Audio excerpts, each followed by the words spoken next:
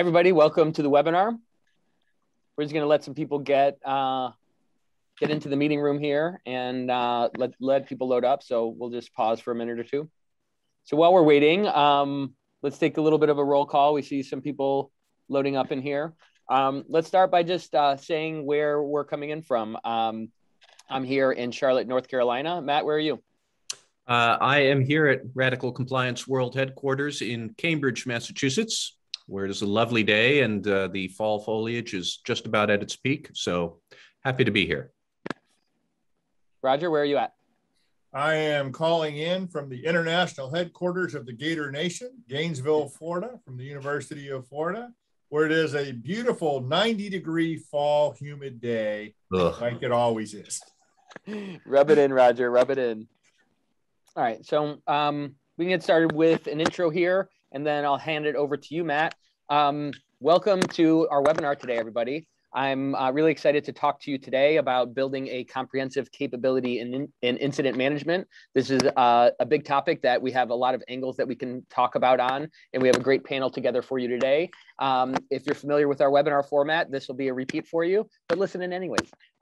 So, we want this to be useful and helpful to you. So we're not doing this to hear ourselves speak. We hear that all day. We're doing this to help serve you and your team. So please jump in on the chat and on the Q&A and ask us questions as they come up. If we're talking about something that you'd like more detail on or you have a different perspective on, we'll be monitoring that chat throughout the next hour here, because we want to and are able to pivot our conversation to cover the things that are most relevant to you. So feel free to use that as a live way to interact through the screen here and give us a chance to answer your questions, maybe talk about a perspective that you have or go deeper on something that we're going over.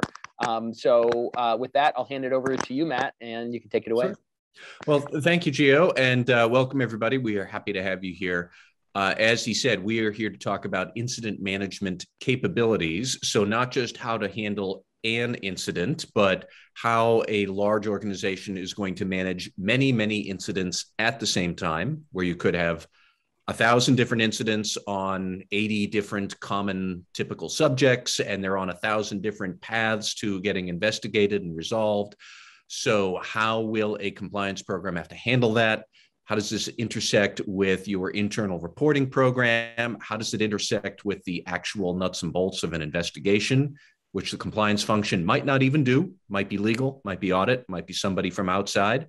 How do you brief management on what's going on? How do you use data analytics to figure out, we have a lot of incidents over here on this subject, so maybe we should retool our training or procedures over there to reduce incidents in the future. We want to cover all of that. And as Gio said, we definitely hope that everybody will speak up. I know that some compliance subjects can be pretty esoteric and niche. This is not one of them. This is something all organizations have to deal with. So if you have any thoughts or chats you want to chime in, we would love that. So our speakers are first, Roger Frank. He is the Director of Investigations within the Office of Internal Audit at the University of Florida. So Roger, thank you for joining us here today. Thank you. Glad to be here. And also Gio, the co-CEO of Compliance Line. And then I'm Matt Kelly. I'm just the moderator, and I run the Radical Compliance newsletter that comes out every week. So I'm happy to be here, and I wanted to just dive right in. So Roger, since you're the big guest here, let me put the first question to you. Okay. Just give us your view, broadly speaking, of what the capabilities of an incident management program should be. What does a company or an organization want to achieve here? Because like I said, you can kind of sketch out how to handle one incident, but when you've got 1,000 incidents happening at the same time, the organization is going to need a lot of different capabilities to manage all of that. What do you see as the most important capabilities to have? And I've been doing this for over 30 years. And the overall capability, in my opinion, is quite frankly the ability to have a process in place. And by process in our world here, it revolves around a committee of people to review, address, and analyze intakes, incidents, complaints, concerns as they're received. But you also have to have the independence whether you're doing 1, 3, 5, 7, or 10 at a time, you have to have the independence to be able to go where you need to go and speak to the people you need to speak to. But the primary key, in our opinion, here is triage. Mm-hmm. You can't do it all yourself. That regardless whether in our world, a bulk, anything that is a financial related concern, conflict of interest, I remember I have a long list of things I'm responsible for, and I have like 12 bosses. Conflict of interest, financial related items, ethics and integrity items, they primarily reside with us. Mm-hmm. But most organizations find that a bulk of what they're receiving oftentimes are related to human resource issues, human resource concerns. So the triage becomes key. Do you have a group of people that have the capability and the independence to perform the reviews of the intakes that come in that have the right backgrounds? It literally isn't a one size fits all. That I don't do human resource related issues. I work with them sometimes and I'll partner with them. But human resources, they're the people who are familiar with the human resource policies. I know the financial policies. We have issues where we work with the general counsel's office. The number one capability really needs to be the universal ability to manage with the right groups. And you have to have the right partners. If the partners don't have the right skill sets to review the items that are out there, the concerns that come in, then you're basically setting yourself up for failure. Mm-hmm. And Gio, I want to get your thoughts on that same question in a moment, but Roger, I did just want to ask, I'm a little surprised that you didn't actually cite technology right up at the front, which I think a lot of people might assume that's got to be in there somewhere, but really this is more about what, putting foundations in place first, about here's what our process and is going to be, here's who the people are going to be involved, regardless of our tech. I mean, am I reading that right there, or what do you think? You are. Technology is key. I mean, when you're doing the financial analytics, the financial reviews, and you're looking at certain retrieving records and emails, there's technology that revolves around the actual reviews that take place. What we've learned is if you don't have the right group of people, and there has to be some fluidity. You can't have such a rigid structure that, there's always exceptions to every rules. You have to have the right amount of fluidity. But if you don't have the right structure and the right organization to handle the incidents as they're coming in many cases, and I'm going to jump right to the key concern that most organizations have, even though they won't say it out loud. Sure. It's PR. That at the end of the day, the University of Florida is driven by funding and it's driven by reputation. And sometimes finding the truth doesn't necessarily isn't what gets reflected to the outside world, because it's how you have to present it. The technology is how you get there. But if you don't have the right foundation and the right triage to make sure the right people are in the right place looking at the intakes as they come in, you're setting yourself up for larger problems in the end. Mm-hmm. Technology is how you get it done when you're doing the reviews. But the process to develop the overall practice of how you do it, that capability to us is the single most important part. Because if you designate an intake to the wrong group, or you designate an intake, or you misclassify it, we classify things, believe it or not, on a whopping scale of 1 to 3. 1 is the kind of run-of-the-mill stuff that every organization has. 3 is the kind of stuff that goes to the board of trustees. If you misclassify something and you hand it to the wrong group, next thing you know, you're behind the curve and there's no catching up. And no amount of technology is going to help you get out of the PR damage you've done by not giving a concern or an intake the appropriate level of consideration when you receive it. Mm-hmm. All right. So, Gio, let me get your thoughts here. But same original question. What would you see as the big capabilities an organization is going to need to have to be able to handle incidents at scale and handle them skillfully? Yeah. So, to touch on that technology piece, listen, I'm a technology guy. I run our software development team. We sell software that handles millions of employees at all our clients around the world. It's super important, but I think that if we're talking about the overarching thing that you need to do this, I agree that with Roger that the technology is something that gets you there, but it doesn't get you all the way there. I think the overarching thing is an understanding of people. And I think that there are a bunch of things that nest under that. You need technology, you need process, you need systems, you need policies. But overall, it kind of gets to the point that Roger was bringing up, that you got to kind of understand who your stakeholders are and the why behind this whole thing. He brought in the PR piece.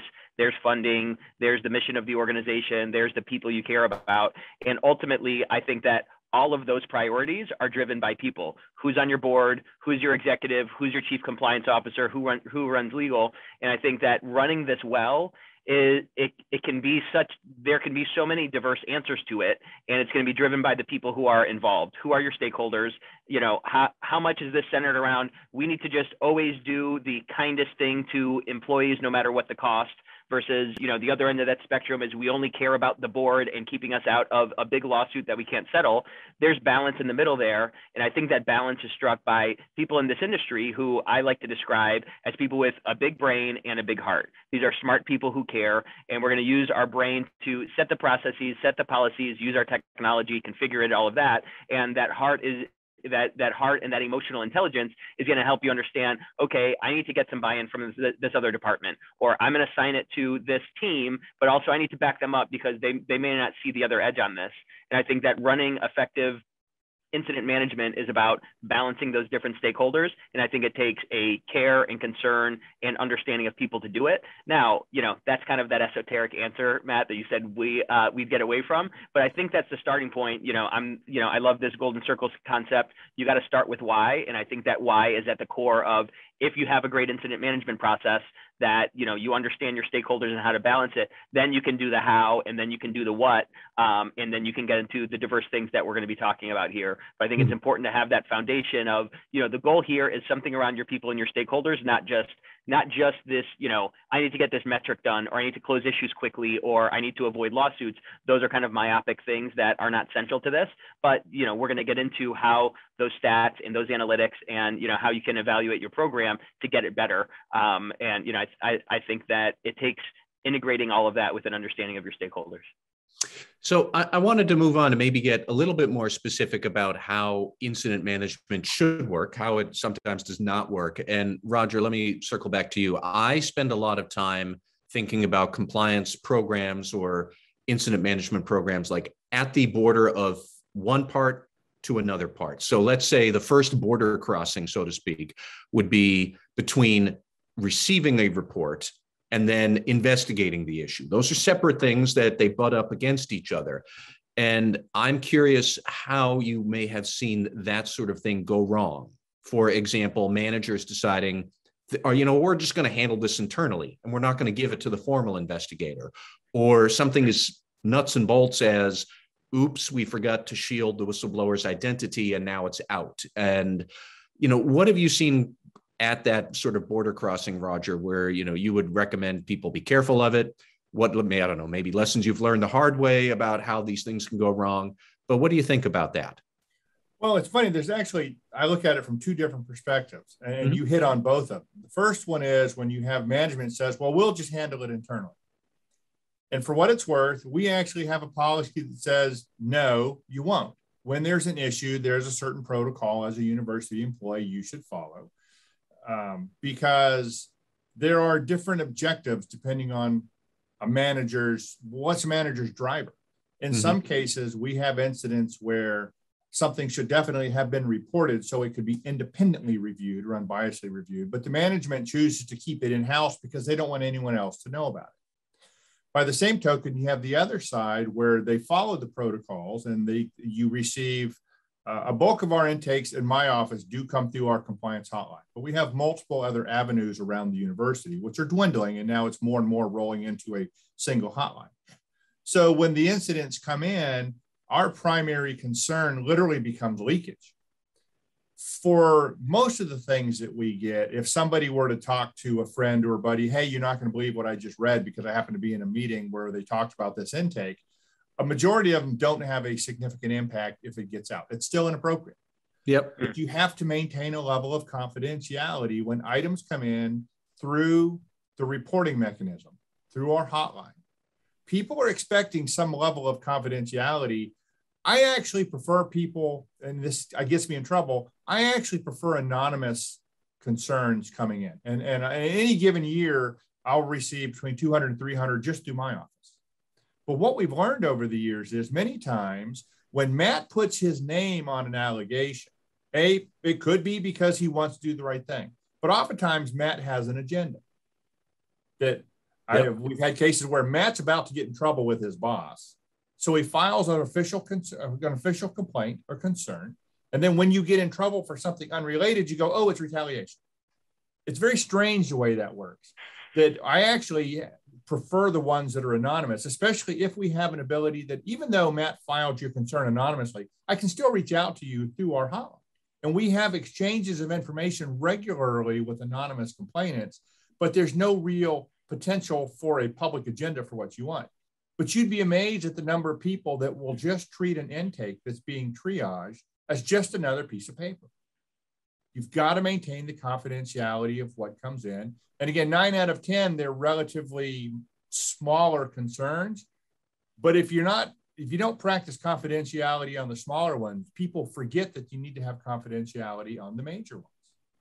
And it took me, when I first started here 14 years ago, we were receiving maybe 30 intakes on the hotline a year. So we began advertising. I'm promoting to you the constituency of the University of Florida, 50,000 students, 36,000 employees, state of Florida, anybody who does business with the university, that if there's something that you need to report, you can do it in confidence to us. Literally, it was 30 a year. Well, now we've got, up between 200, 300, sometimes 400. We're promoting it, and that comes with a responsibility. I have to protect the information and the privilege of the data that's coming in. And our border crossing issues are leakage.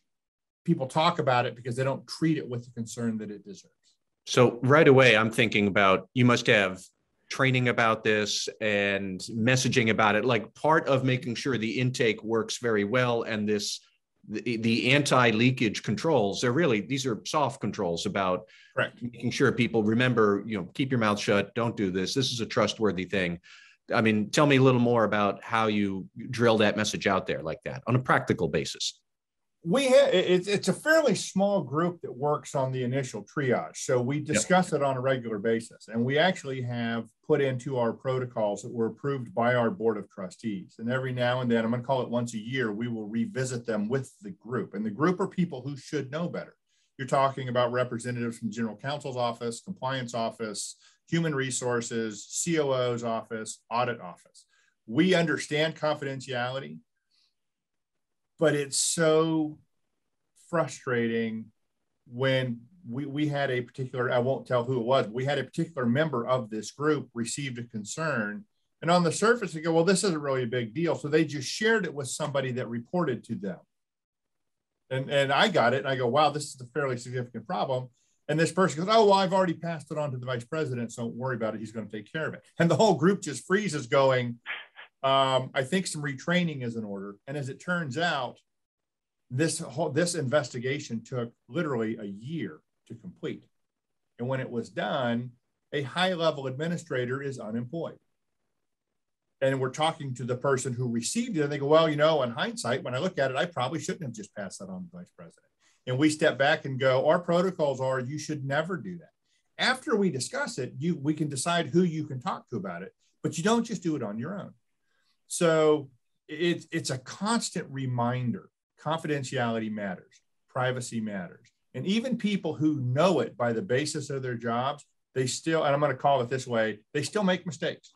Mm-hmm. They still have weak moments where I feel like, I probably should go ahead and just mention this to Gio so he's aware that somebody's going to be calling him. And then by the time we call Gio, he's already begun to, if he's involved, which he's not because he's an upstanding citizen, but if he were, the problem becomes he's already begun developing his answers to anticipated questions.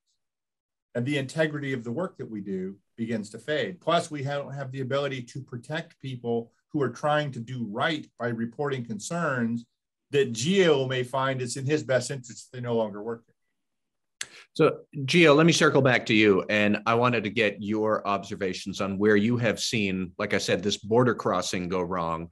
I am still struck by how sometimes it's block and tackle stuff, like the internal reporter's identity was not shielded and it somehow leaked, especially if the complaint goes into Department 1 and they say, oh, well, this is Department 2, so just give it to them.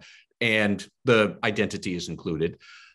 or that, people, to Roger's point, somebody sees it and says, oh, well, this is easy. I can start investigating this right now while we figure out what to do. But I mean, where do you see these kind of breakdowns happen? Because you'd like to think by now a lot of larger organizations would understand how to go from intake to investigation, but I'm not sure that's true. Yeah, I think I would put it a little bit differently, that like those mistakes absolutely happen. I think that it ends up being caused, just to give people a little way out here, it ends up being caused because we're juggling a lot, right? Where our team is busy. If I really sat down and thought through all of the implications of this action, as long as I'm not a sociopath, I probably would figure it out. But we're moving quickly and we're trying to get all this stuff done, so those balls get dropped. And I think that, for whatever those are, and I'll kind of go into them in a second, I think, your team needs to kind of look at those and say, okay, why was that cause? It's probably not just, a lack of character and integrity and, personality flaw with the person who did it. Is it training? Is it the structure of your system, right? Some of that anonymity can be handled within your case management system and stuff like that. You have to look at the different causes that add up to that, and then, kind of break those down, do a Pareto analysis of, what is the biggest cause of this, and then break it down. But, I think I kind of look at this on two dimensions. You've brought up the kind of border crossings or the handoffs through this different process. And I think that's a really helpful way. We have a framework that we talk to our clients about, and that, we help people drive best practices through their incident management program by looking at these different sections, right? I think it actually starts before the issue is reported. And, it probably starts with the perception people have of the compliance team. So that's a cultural problem. That's a messaging. That's a, what is the personality of your team and how do people perceive them? And then it goes into your awareness and your advertising and, kind of how you train the broad employee base, because all of that stuff happens before you find out that incident, right? So, Roger was talking about, when he came in, they were getting something like 30 reports, and now it's like 200 or 300 or something. Well, you don't have a chance to take action on those if you don't hear about them. So it starts there. And, we all know about that concept, but I think the understanding that this is a multi-factor equation, and everything that happens at the start of this equation affects everything else. So if people are reporting only a little bit of information because they're scared of retaliation, that's gonna make it harder for you to investigate. If people are, don't know who to go to for these questions or to report these things, then it may go in the hands of a manager, and then you have another border crossing there of, okay, that manager needs to be trained to hand this off or whatever it is. So I think you can break it up into these component pieces of, what people think about the compliance team in this function, how you drive awareness, how you do that intake, right? There's a mini border crossing there of whether it's a web form or someone sitting across the table from you, or doing a live Zoom interview, or coming in through the hotline or whatever. How that intake happens, again, affects everything else that happens down the line. If you have a good starting point and you do good discovery and you have good elicitation during that interaction, whatever kind of level of technology it is, then that's going to make it better. So you got to kind of look through the different steps, and then it's the handoff and the investigation and the approval and the remediation. And then, I think at the end of all of these borders, right, once you've gone all the way across Europe and across these 15 countries, at the end is your continuous improvement process.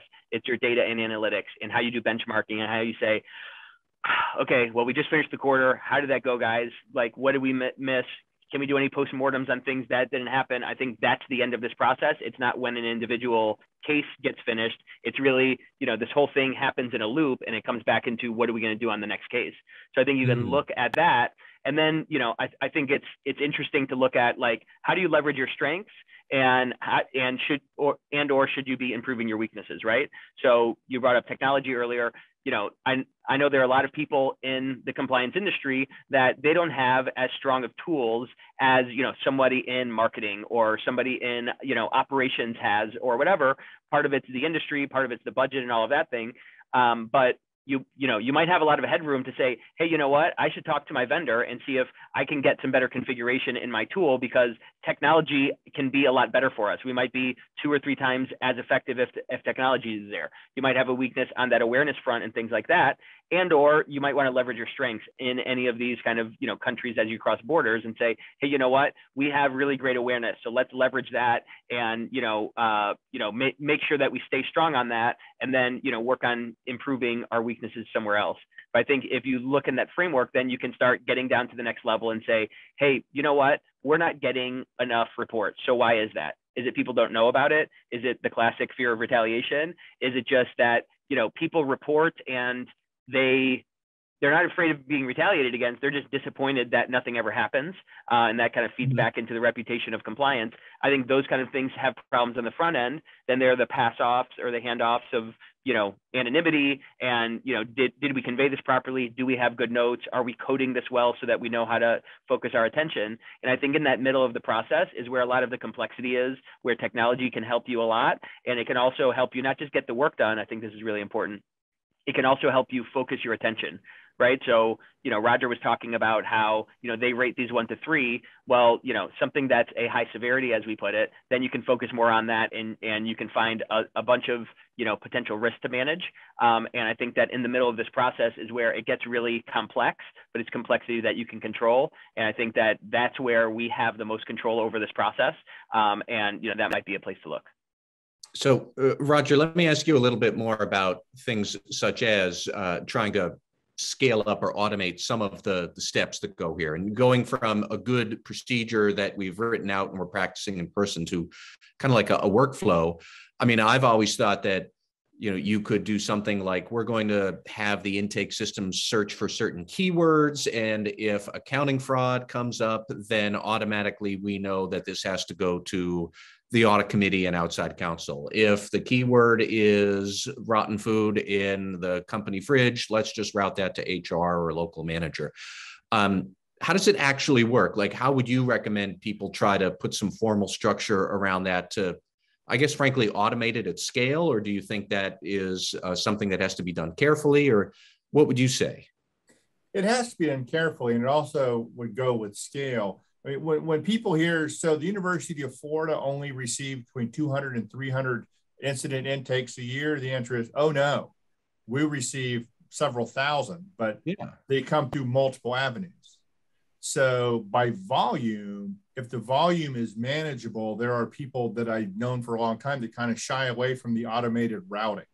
We did have an incident a few years ago where we used some automated routing that if certain keywords showed up, I get everything, but then some would be routed to the vice president of HR, some would be routed to the general counsel's office, some would be routed to compliance, depending on the key terms.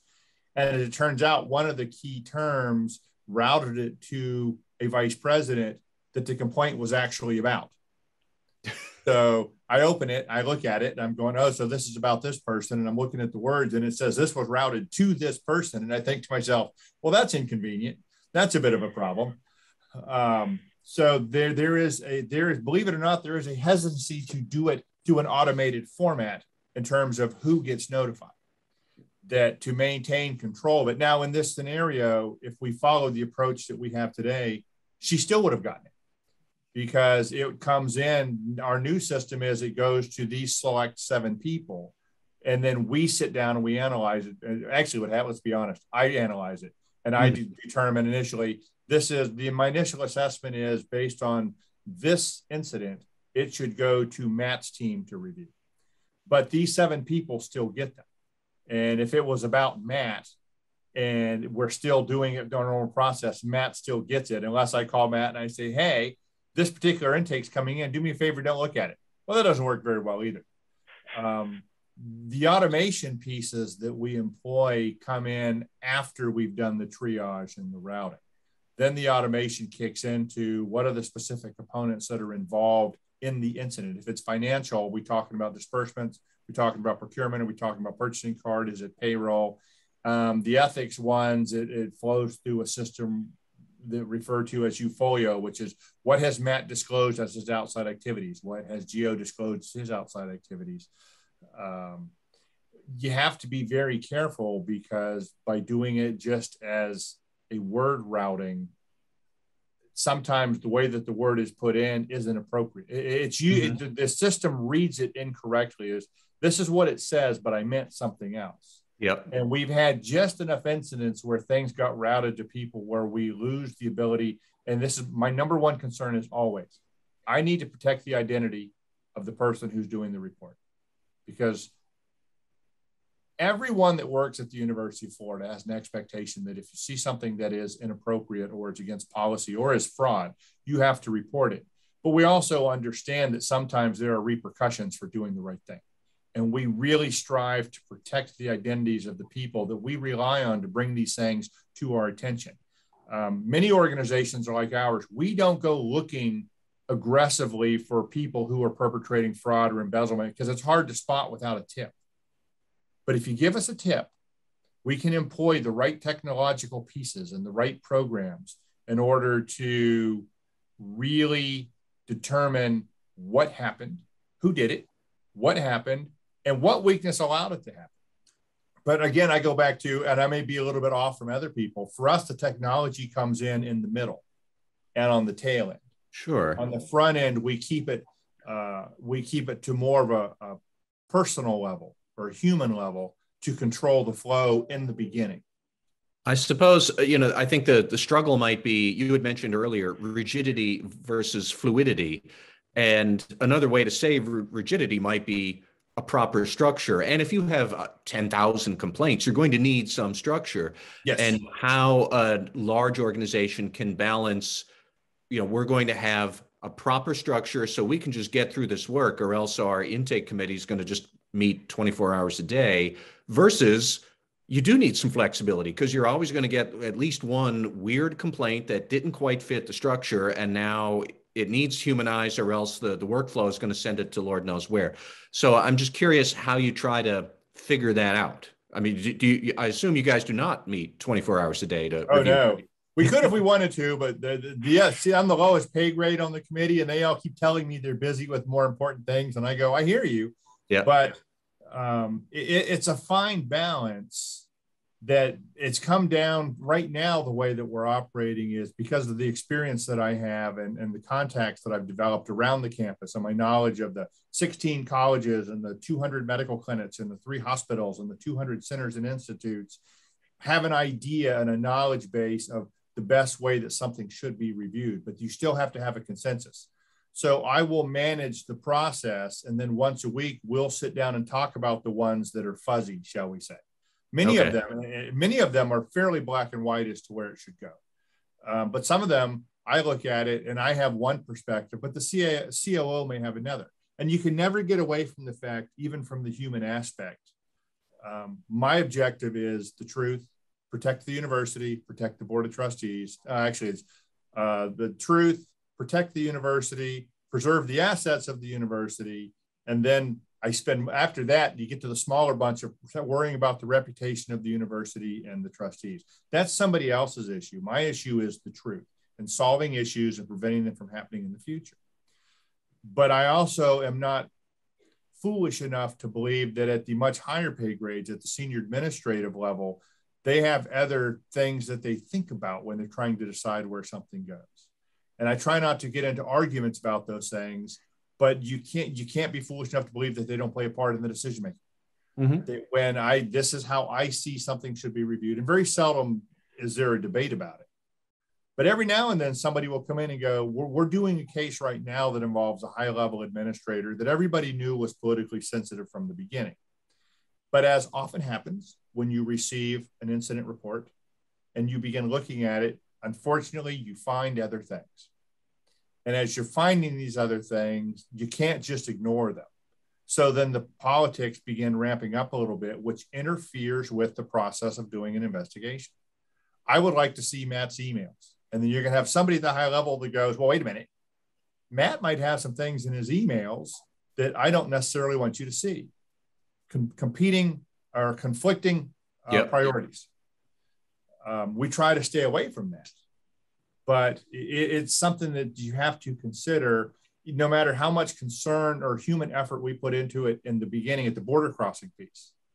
As you're doing the work, political ramifications come up and you have to pass that information on and hope that the group makes the right decision. But you can never get away from the human element in this process. Gio, what do you want to say here? It looks like you wanted to jump in. Oh, I mean, there's so much here. We might go over a couple hours on this webinar because there's a lot of great stuff here. But, I just want to highlight, Roger brought up a couple points. One, he was saying that his effectiveness is at least in part driven by his context and his knowledge of these different departments and, the health system on campus and all of that. And I think that's really essential here because, we can talk about a bunch about your technology and your standard operating procedures and your training. But what I think is required to really have a world-class, offering and system and incident management is that context that Roger's talking about where, he understands some of the politics here. Hey, you know what? It's just the nature of this work. If compliance and ethics is kind of wrapped around the entire organization, and there are a bunch of conflicting interests and competing interests. So that context is, to me, just sounds like leadership and sounds like discretion and sounds like an ability to figure out how to get what is top of mind and top of the list for the compliance and ethics program of, we want to find out the truth. We want to protect people. We want to, preserve this system of people trusting us and stuff like that. Well, you need to get that done through or around or in concert with a bunch of other people. So I think that's, one way that people can step their leadership up, whether you're frontline or manager or leading the whole program, is that context outside of your compliance team. It takes some time to build that network and that understanding, but I think it's really essential. And the other piece that I think, go ahead, man. No, go continue. The piece that I think is really interesting to, maybe think about, maybe consider where your organization is on these spectrums is just that point about, automation and manual or, centralized to the compliance team or going somewhere else. And, I've talked to clients and people in these positions where they say, hey, we push a bunch of this stuff to our frontline managers and we train and trust them to filter it back to us if it's, too risky or something like that. And I know other people who, just the same are running world-class programs and they say everything comes to our team and we look at it all and then we distribute it out. And I think the cool thing to think about is not jump on one side of the spectrum, but have an understanding of, okay, I have a preference for more centralization and I have the team and budget to handle that. Or I have a preference to kind of push this out to other teams because most of the stuff is kind of general local stuff and, I can monitor it. The cool thing is the ability for technology to not supplant that, but the ability for technology to amplify whatever you're trying to do there. So if it's all coming centralized, you can have your system automatically kind of rate some of those things, and you're going to review the things that the system says is severity 3 or that your hotline vendor codes as high severity, and you're going to look at those first. You're also going to look at the other ones, but you can get to the important work faster with some technology and process. And I think another one of my favorite distinctions like this is, do we want kind of a high scalability, low cost technology way to do intake, or do we want a kind of high cost, very personalized, everyone who reports something is going to talk to a trained investigator, face to face? Well, you don't really have that decision for everything, right? You want to meet people where they're at and let them all, kind of report however they're comfortable because you'd rather hear about it than not.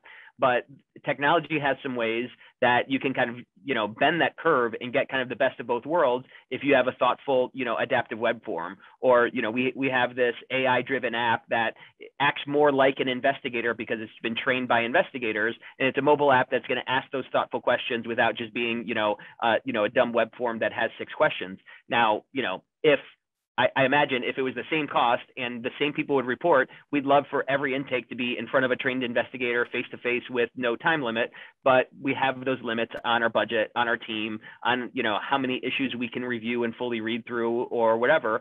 And I think that technology can help you get a little bit of the best of both worlds, but it's always going to be in kind of the culture and the setup of your team that's going to maybe fall on one side of, a little bit more automated or distributed or centralized. It's striking to me that as much as I would like to talk about automated workflow or automated routing or the importance of strict documentation for whatever reporting you want, really, like to Roger, to your point there, what absolutely matters most is if the investigation turns into the awkward by surprise, it's more that there's this executive will to say, okay, fine, but we are going to keep pursuing the truth. And that's where your investigation or your incident management function is going to live or die. As much as I would like automated documentation. And I promise I have a question about that. But I mean, Roger, just give me your feedback on how, like, I didn't necessarily think that that's what we would talk about as the key to success here. So we have a really well-defined documentation process for investigations on my side. And I know that the HR side does as well. But at the end of the day, we will stray from that structure because we accept the fact that the work papers that we produce, the documents that we obtain, the records, the information, the data that we utilize to develop conclusions, which is what we do. We do conclusions based on what we review. It has to meet the needs of the individual investigation. I mean, I always like, as we always say, there's always exceptions to every rule. We have really good structure, but we will create what's necessary in order to, and defend is the wrong word, in order to produce the appropriate level of support for whatever action the institution chooses to take when something is found. And we've all had experiences where you literally will begin an investigation going, well, this will be fairly simple. And then you get halfway through it and you realize, wow, this is anything but simple. It has feeders going out into different areas. I need now to communicate with people that weren't in the loop before. And I have more of a concern about what happens to the person who did the reporting. And you have to put it together in a package. In our perspective, we want to put it together in a package that the average citizen who has no knowledge of what any of us are talking about can pick it up, read it, and go, that the average person won't have any, they won't have any complex questions after they finish looking at the documentation that we've prepared. Mm-hmm. So, there are a lot of areas where we work where the technology, and I don't want to use the term automation, but we're going to call it automation for simplicity's sake, in order to be able to run programs and data analytics, if they run by themselves, that just won't work for us here because there are so many nuances, and the University of Florida does so many things that if we were going to actually have a rigid set of work papers, documentation, or procedures, it would be 10,000 documents. So we have to be able to adjust to what we're looking at. And I always go back to when I get in trouble with this with certain trustees, always for the same thing, to find the truth. Something happened. Somebody felt compelled. When something happened, they felt so compelled that they had to talk about it to somebody. They had to tell the university that this was wrong. And under that scenario, we have to find the truth, and the truth requires us to be extremely fluid. We have standards that we follow in terms of documentation. We have standards regarding ethics and bias, but we have to be able to adjust to meet the needs of the individual investigation. No, I do want to circle back to the nerdy stuff though about data analytics. For example, what sort of data fields do you tag complaints or reports with, or how do you try to study all of this in aggregate so you can see we clearly have more of a problem in this field or in this department or at this level of seniority? This is how we're going to justify the business case for investing in more training or different policies or something. Like, how does that work, going from just managing individual incidents to analyzing all the incidents so you can drive better performance? What are you guys trying to do in the university? So we actually have broken things down, and in our initial process, we broke it down into higher level groups. Yep. Again, we primarily apply the analytics to a little bit to HR stuff, but primarily it's financial related stuff. You're going to talk about payroll, disbursements, procurement. So we look at the history of what we've done in terms of intakes. You can break them into certain groups. You have purchasing card, that's a group unto itself. And then you'll have areas where you have payroll and you have research and contracts and grants. And what the data analytics have allowed us to do when we study a series of cases over time is where does analytics indicate the trends are, where we're having issues specifically with purchasing card. And sometimes it's weird. It breaks it down by what unit within a college traditionally gives us the largest issues of fraudulent purchases, which units within certain colleges give us the highest probability of percentages of payroll fraud. And the analytics have been interesting. We actually have worked extremely closely with our disbursements group and our contracts and grants group and our purchasing card group. And we've redesigned and we've modified policies on purchasing allowances. We've modified review processes for overtime for certain classifications of employees. We've worked very closely with disbursements after a series of investigations on trends and activities with vendors. Between the time that a vendor comes on board, is recognized as a vendor, to excessive uses by individual departments, or even to the point of excessive uses by individual employees, that we've been able to tap historical numbers of investigations and change our purchasing policies and our payroll guidelines to significantly eliminate financial problems through the analytics of what we've looked at. As a matter of fact, our purchase, and I don't want to say this, I want to get in trouble. Our purchasing card fraud levels are down by 90% over the last, I'm going to go 5 years. And that comes from our early years of look at all the stuff that people are doing and working with our purchasing card team and their system and using the analytics. One of the simple things, and this sounds so simple, it's stupid. Let's come up with a glossary of terms you should never see in purchasing card activity. I just throw a couple out there: PS2, Guitar Hero, Victoria's Secret. Well, as it turns out, you do see Victoria's Secret in the fine arts department when they're buying costumes for productions, but still it gets flagged. Why am I seeing, but just for the record, PS2 showed up a bunch of times. We go, well, that can't be right. Well, as it turns out, it was pediatrics, that they were putting them in the pediatric clinics. Mm-hmm. But the analytics caught it, and it goes, these things, these are problems that you should look at. And at least it put it out into a report of, yeah, we should never see these words, but just because you see it doesn't mean it's wrong. You still have to put your eyes on it. When the analytics say these things don't appear right, you still have to look at it because there are exceptions to the rules. The University of Florida, we do a lot of weird stuff, and you can't fit all these things into a norm. But the analytics of the after the what happened perspective of investigations has tremendously changed certain policies and procedures at the university. Now, Gio, I want to get your thoughts too, although I did just want to chime in quickly. So just listening to you now, Roger, it drives home the importance of documenting evidence in case you do need to drill all the way down into that weird thing that actually was not weird when you look at the specific incident, but also the importance of compliance or audit, being able to work well with the businesses. So the fine arts department can say, well, yeah, actually, we do occasionally need this. And it really is about, at the far end of the analytics, it's about having a conversation. That's relationships, and that's being able to show your homework. But Gio, back to you. What do you think about, and what would you stress talking about the importance of analyzing all of these things, all of these reports and investigations, so you can drive improvements at the business and better performance overall? What comes to your mind? Yeah, I think this can kind of be a bottomless pit of things that you can track. So this takes some discretion to figure out, hey, where are our hot spots?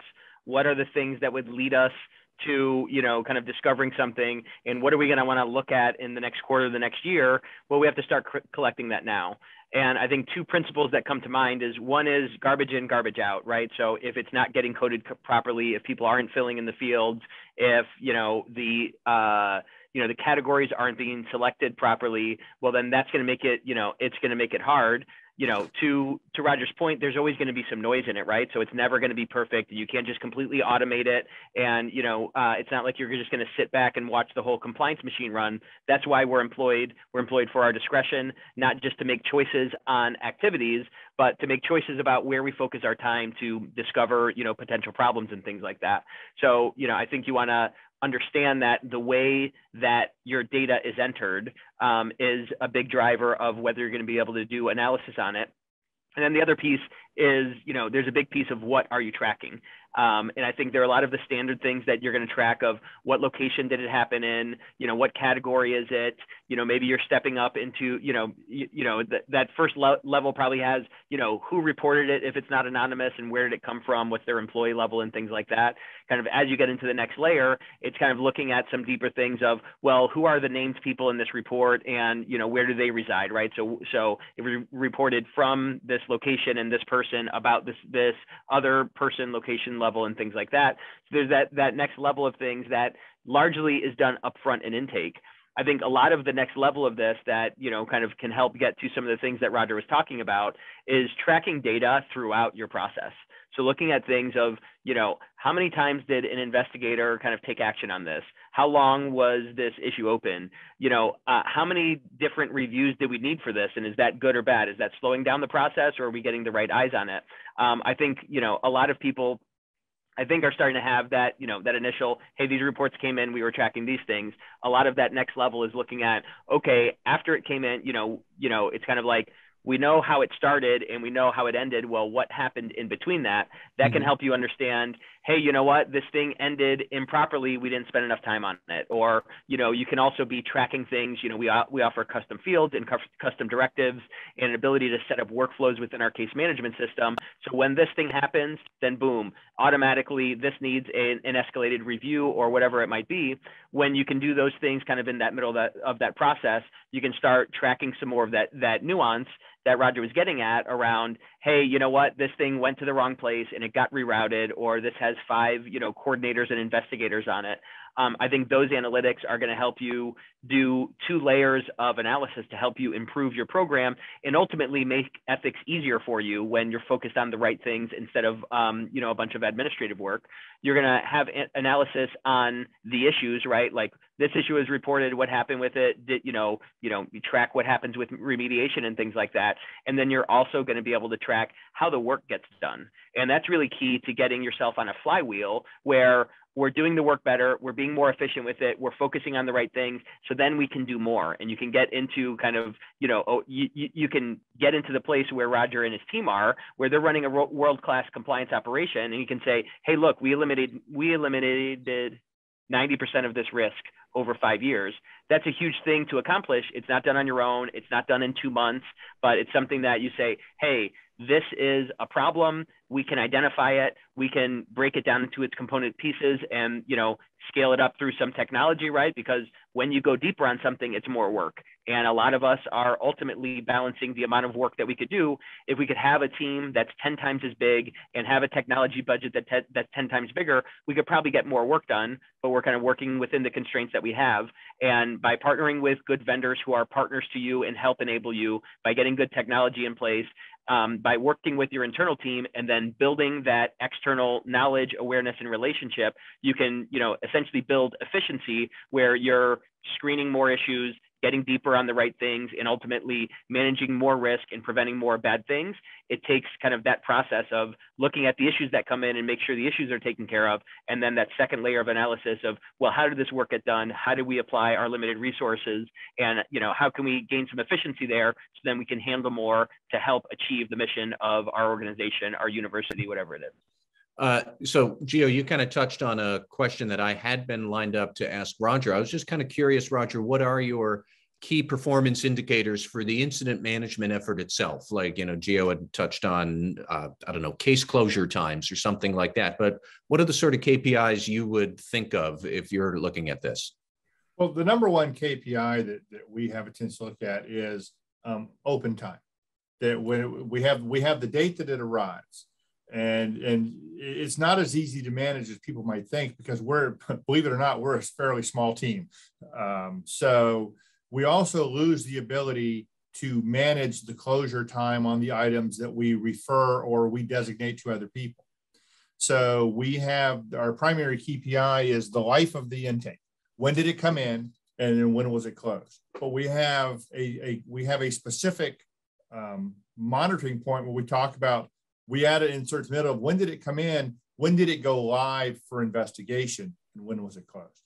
Because we have a fairly small team, and at any given time, we could all be sitting in a meeting and something comes in. I've got two now where they said, I don't care what it is you were working on before. These two things are your priority until they're done. So we will go back. We'll go, well, our clock on closing these other three is paused. You can't penalize us for this, but you also have to monitor the closure time and the things that you designate to other people. We've had incidents where I would forward to Geo, say you are the dean of one of the colleges. We have an incident that came in that it was decided that it should be addressed by the dean's office. We have a lot of those where it's more of an administrative issue. And the dean's offices are always happy to do that because they would rather handle it themselves than have us show up. Mm-hmm. So we hand it off to the dean's office, and then you'll check back in 10 days. And I'll go, hey, Matt, what's the status of XYZ? And the dean's office goes, I'm not sure what you're talking about. That either we know they received it because it's the modern world. Trust me, they received it. And they simply set it aside and didn't consider that it was important. So this is where we go back to the whole partnership realm. Look, Matt, I understand that, you're the Associate Dean for Academic Affairs for the College of Liberal Arts and Sciences, the largest college at the University of Florida. But this is a priority, and, we need you to take a look at this because we worry about the time it takes to close. Someone is sitting out there, they filed a concern about this thing. Yeah. And we determined that you should look at it, and you agreed that you would look at it. They're waiting on something to happen.